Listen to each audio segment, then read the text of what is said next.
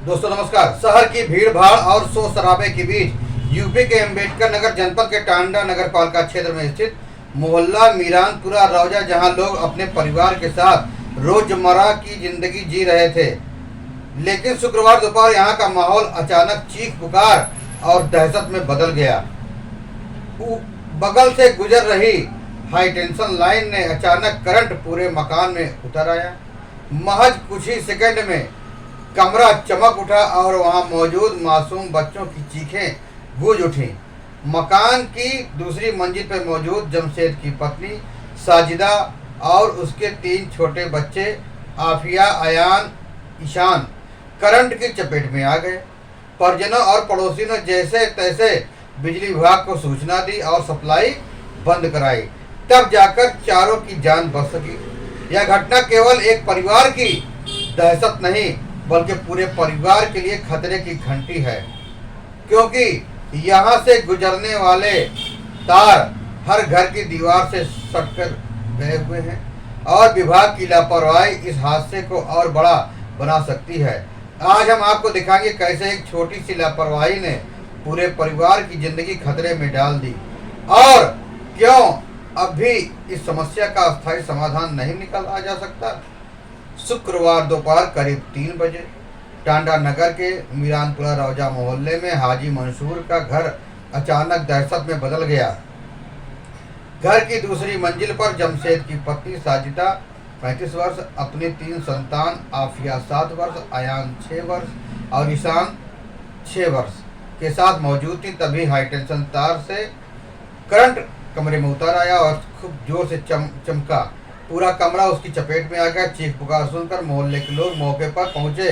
उन्होंने तुरंत बिजली विभाग को फोन किया और सप्लाई बंद कराई।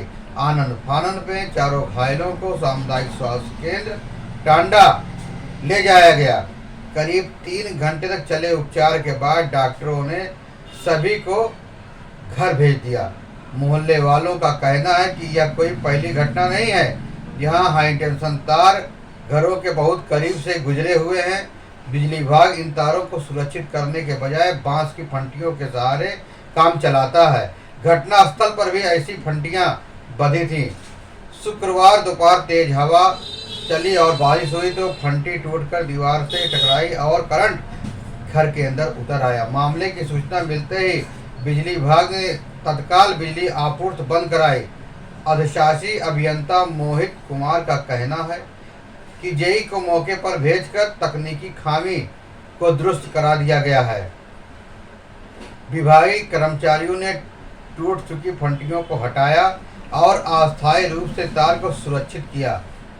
इस हादसे ने बिजली विभाग की बड़ी लापरवाही को उजागर कर दिया है।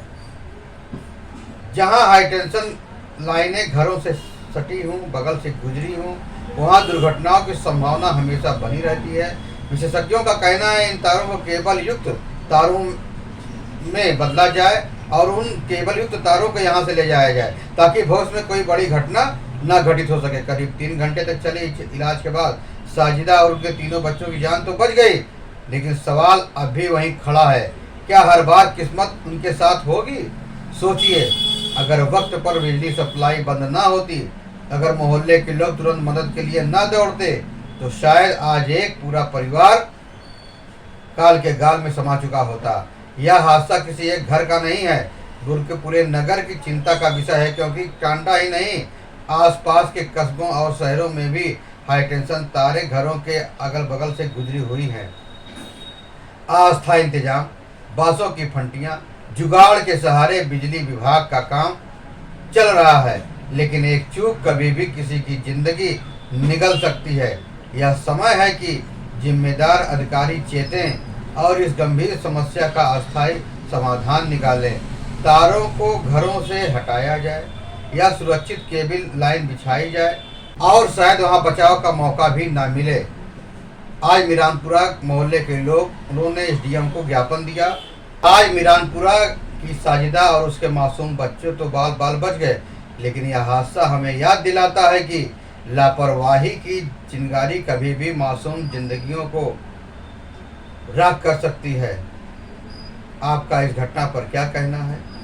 क्या बिजली विभाग को तुरंत हाई टेंशन तारों को आबादी से हटाना चाहिए? अपनी राय हमें कमेंट बॉक्स में ज़रूर बताइए।